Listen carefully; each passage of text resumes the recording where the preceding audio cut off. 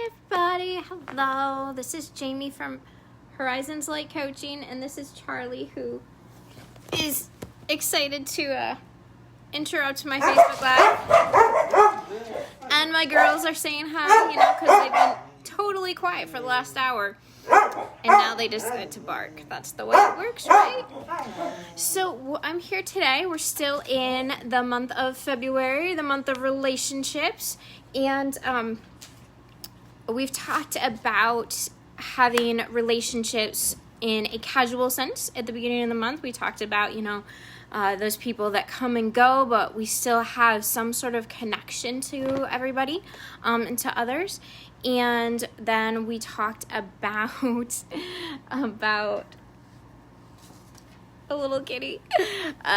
We talked about relationships with those we love and those we have close relationships to, with love languages and all of that. But today I want to talk about the other side of the spectrum, the idea of toxic relationships and what to do with those toxic people and toxic situations. It's actually a really kind of personal one for me, which we'll talk about a little bit, because I do believe that it's a tough one. It's a tough call. And a lot of times, I've got fur babies on both ends here. A lot of times, people are very quick in today's society to write others off. We are very quick to decide we don't trust others. We're quick to decide that it's too much work, too much effort. And we've taken that pendulum we've talked about before. We've taken that pendulum from giving too much to people to giving nothing at all and just walking away and cutting them off.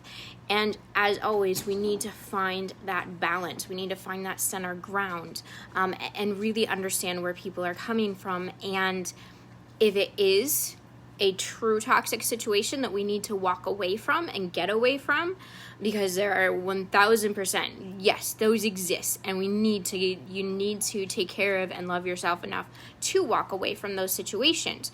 But then there's also other situations where maybe it's a little deeper than just a toxic relationship. Maybe it's just a place somebody has to get through, and they need somebody to help support them through that.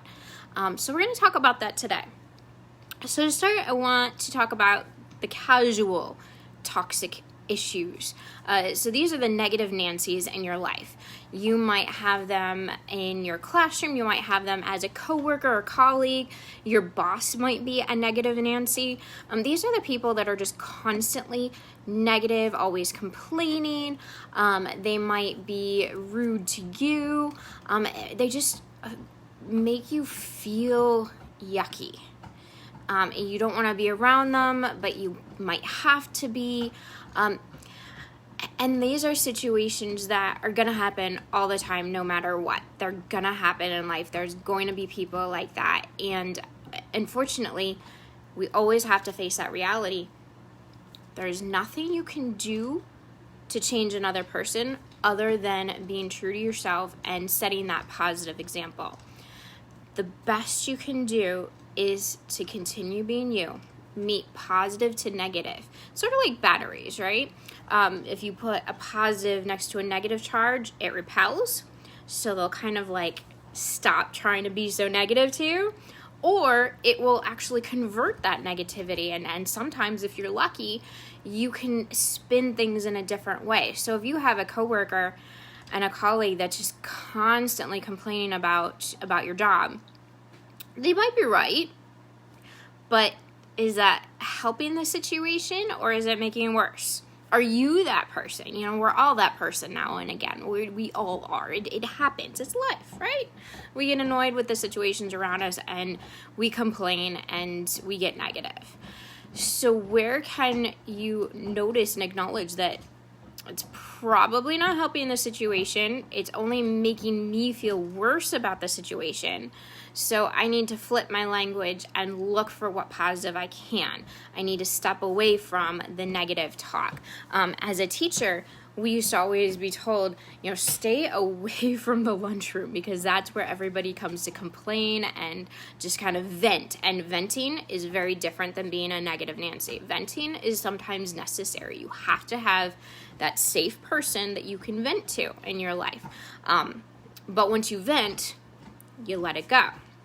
So with these negative Nancies, even if it's yourself, right? Find the positive, meet the positive to the negative, flip that language. And if you have people like your boss is really negative, really be honest with yourself and recognize, is this something I can handle and deal with, and just accept that he's that kind of person or she's that kind of person. I'm going to do my thing.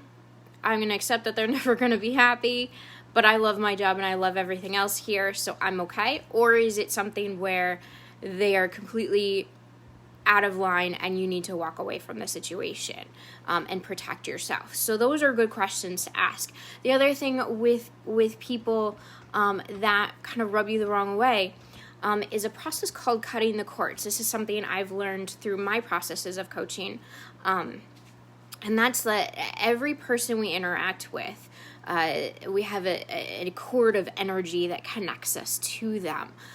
And sometimes, well, always, even the people we love, we want to cut those cords and take away that energy, not take away the energy, cut away the negative energy, return that energy. And so that's a spiritual meditative process. If you research it and learn up, there's some really amazing people who can teach you more about this.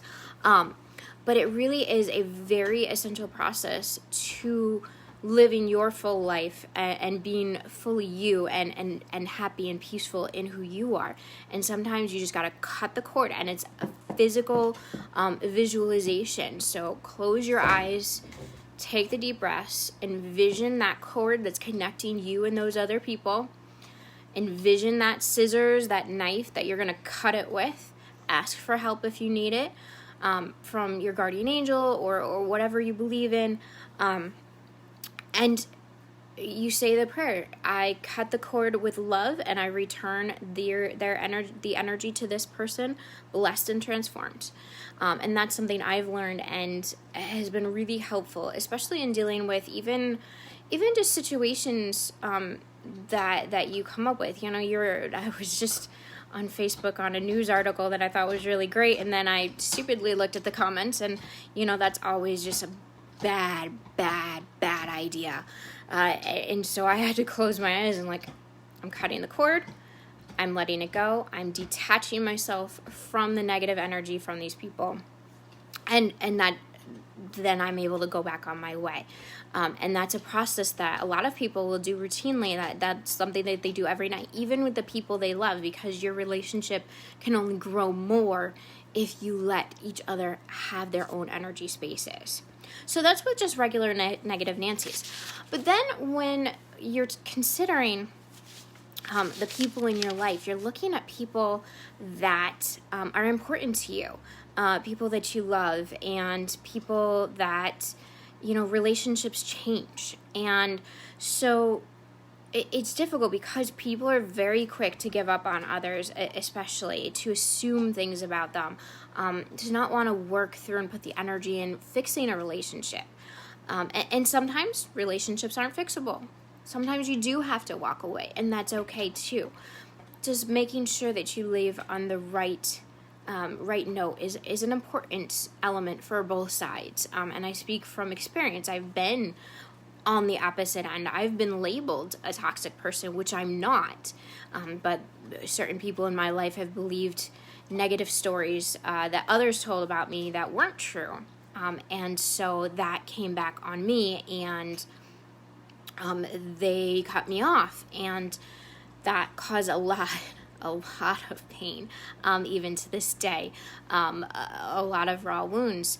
And that's where I hesitate in conversations about toxic people, because I think some people are so quick to preserve their own energy and to safeguard their own self-care, and not recognizing where a relationship could be worked through more in a more healthy way, and maybe not abandon entirely, but maybe set up with certain boundaries.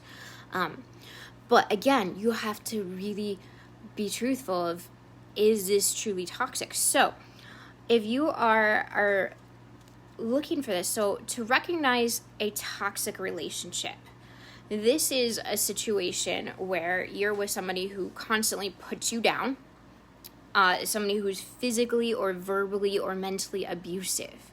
That is a toxic relationship. Whomever it is, if they are constantly attacking you, or even often attacking you, not even, doesn't have to be a daily thing, but a consistent thing where there's constant attack, where you feel less than, where you feel like you are nothing, that is a toxic person, a toxic relationship that you need to get away from. Physically, verbally, mentally abusive. If somebody's lying or taking advantage of you on a regular basis, these are places where you need to and have the right to step away, cut the cords, say goodbye, and be true to you and your needs. So that's a toxic relationship. So recognize toxic relationships, but then recognize unhealthy relationships. So this is a little bit different. An unhealthy relationship might be where there's an element of codependency. So you might be codependent on them, they might be codependent on you. They rely on you a little too much, or you on them, or you're not.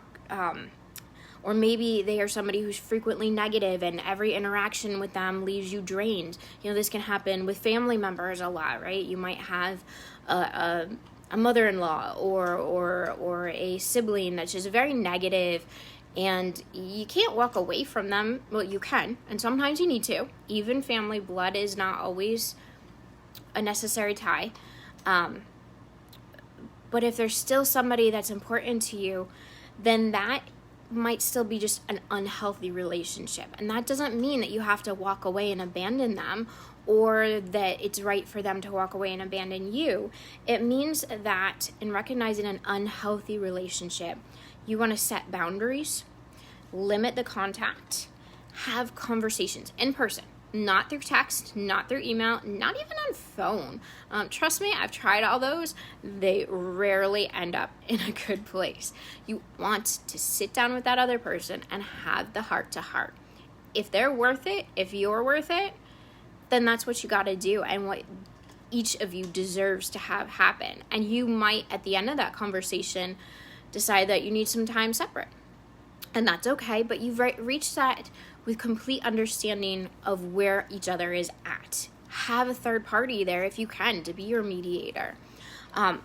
But recognize those unhealthy relationships, because there are things you can do before just calling the person toxic and throwing them away. Unless they truly are toxic, then definitely do that. All right, but an unhealthy relationship, maybe you just need some boundaries where, okay, I'm not going to talk to you 10 times a day, or I am not going to fall into your negativity. I'm going to not start gossiping with you. I am going to say, okay, I hear what you're saying about that person, but that's not really what I want to talk about. I want to have a good conversation with you.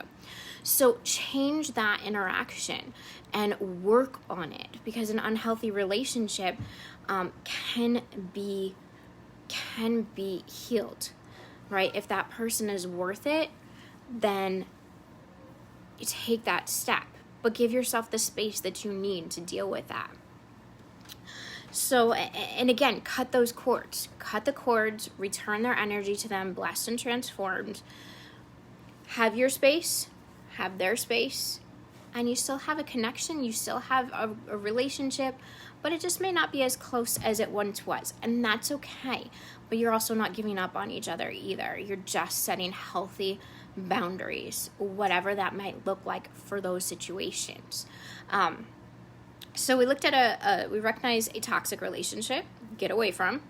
Recognize an unhealthy relationship, set your boundaries, set limits, protect your energy, do something positive before you interact with them and something positive after you interact with them, and don't follow them down that negative Nancy rabbit hole.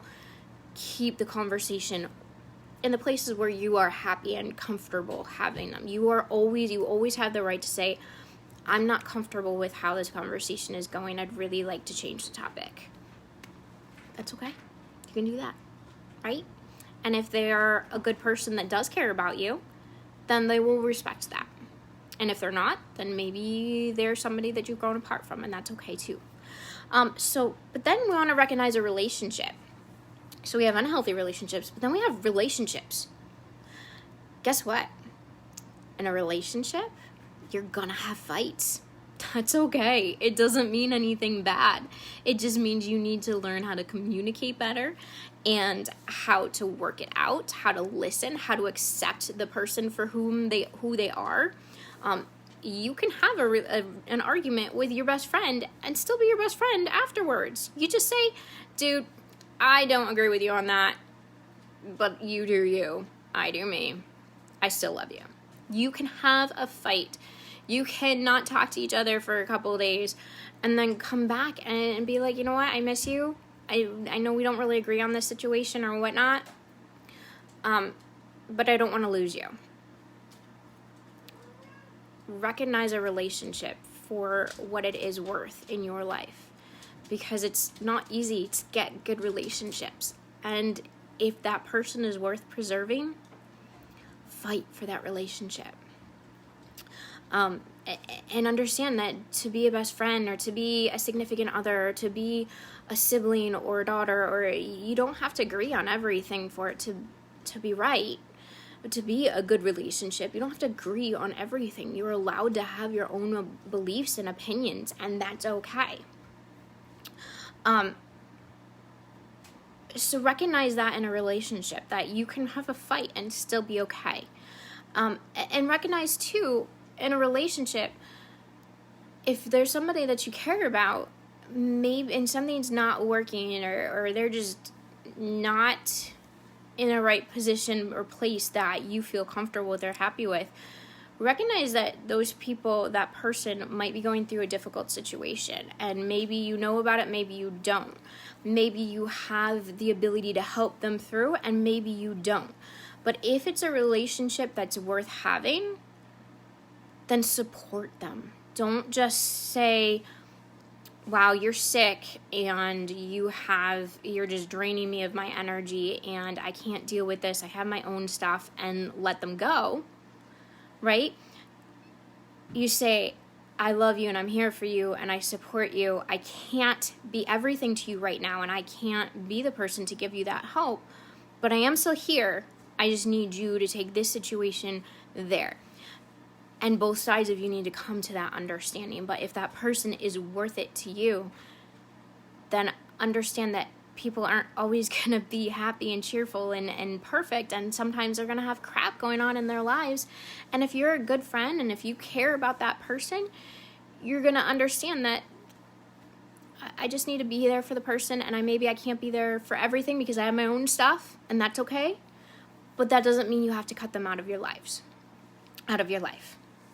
So recognize a toxic relationship, recognize an unhealthy relationship, recognize a relationship, the fact that it's worth fighting for, if it is. And then finally, recognize growing apart. This happens too, and I have a lot of students who get sad because they're like, well, I've had all these friends in high school, and now I don't hear anything from them, and we don't talk at all, and there's an element where we do grow apart from people, and it's sad and it hurts, but it's important to remember a few things with that. It's very important to remember to mourn and grieve those losses. It's a loss. It hurts. It's sad.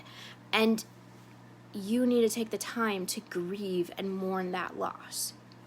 You have every right to grieve and mourn that loss, but you don't want to take it. I encourage you not to take it personally. somebody growing apart from you, whether they moved away and you're just not talking as often, or whether they found a new friendship group or a new job and you just don't have that connection or the same friends anymore, and so it's hard to talk and to get anything going. That doesn't say anything about you. That's just the way life goes, and it sucks, but it is reality, and it is something that happens, but it's not you. And that's an important thing to remember. Grieve the loss, but remember that it's not something that you want to take personally. It's just a matter of growing apart, and it happens, and it sucks, and it hurts, and I'm sorry. But it's not about you, and it's not about them. And if you hold on to that assumption that, oh, well, something's wrong with me, or they're a horrible person, then that's just going to continue to close you off from welcoming in new relationships, which is the last point I wanted to make as we're talking about, toxicity and unhealthy relationships and working on having and continuing good relationships, is to always keep yourself open. You don't want to, I had a conversation a few days ago with a former student who had been through, not a former student, with a person I know that had been through a lot and had every reason not to trust a single soul in the world. But if that person hangs on to that, then they close themselves off and take away the opportunity for anyone else to come back into their life. And holding the pain and the betrayal of these people over here that did this to you against the people that you haven't even met and are just coming into your life, well, that's not fair to them. And it's especially not fair to you, because these could be your people. Stay open for these people and mourn the loss of these people. All right, so that's what I wanted to talk about today. So I know this was a little bit of a long one, but it's an important topic. Just always remember to listen to other people and have conversations before cutting them off, but always protect yourself too. If it's verbal or a physical or mentally abusive situation, that's toxic. Go away. But if it's anything else, start with a conversation, start with a boundary, and fight for the relationships that are worth fighting for. All right, guys, I will see you next week. You have a great day. Bye.